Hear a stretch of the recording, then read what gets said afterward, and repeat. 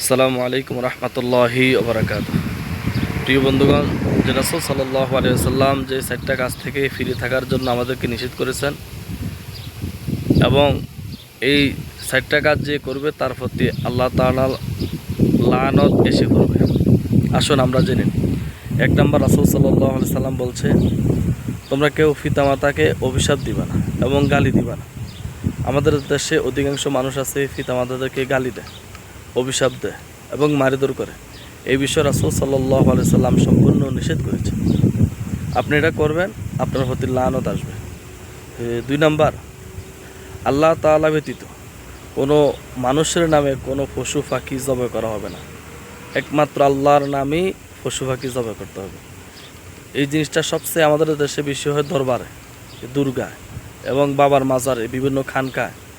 আল্লাহ তাআলা আমাদেরকে হেফাজত করে। তাহলে জবাই করতে হবে একমাত্র আল্লাহ তাআলার নামে। কোনো মানুষের নামে পশু পাখি কোনো কিছুই জবাই করা হবে না। আপনি যদি করে থাকেন তাহলে আপনার প্রতি আল্লাহ তাআলার লানত এসে পড়বে। 3 নাম্বার, কোনো বেদাতি কাজ চলছে, আপনি দেখছেন, আপনি এতে বাধা দিলেন না, প্রতিবাদ করলেন না, আপনি এটাকে আরও বাহা দিলেন, সমর্থন করলেন, তাহলে আপনার প্রতি লানত আসবে।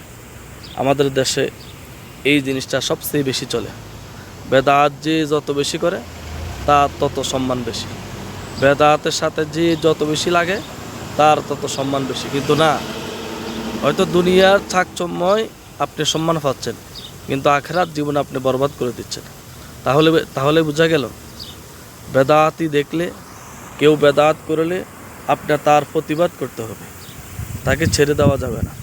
3 নাম্বার, আমাদের দেশে 3 নাম্বার যে বিষয়টা নিয়ে ভাই ভাই মারামারি হয়, চাচায় জাড়া এবং মারামারি হয়, আত্মীয় স্বজনরা মারামারি করে, বিশেষ করে জমি নিয়ে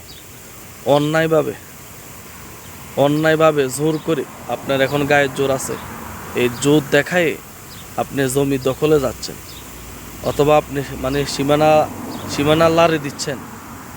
এই সমস্ত কাজগুলো আপনি করবেন, তাহলে আপনার উপরে আল্লাহ তাআলার লানত এসে পড়বে।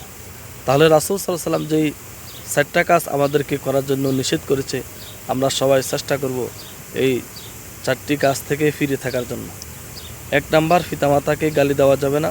পিতামাতাকে গালি দিলে আল্লাহ তাআলার লানত এসে পড়বে। এবং 2 নাম্বার, আল্লাহ তাআলা ব্যতীত কোনো মানুষের নামে পশু পাখি জবাই করা হবে না। 3 নাম্বার, কোনো বেদাতিকে ফসল দেওয়া হবে না। 4 নাম্বার, বিনা অপরাধে সীমানা পাল্টানো যাবে না। আল্লাহ তাআলা আমাদেরকে এই 4 কাজ থেকে হেফাজত করুক।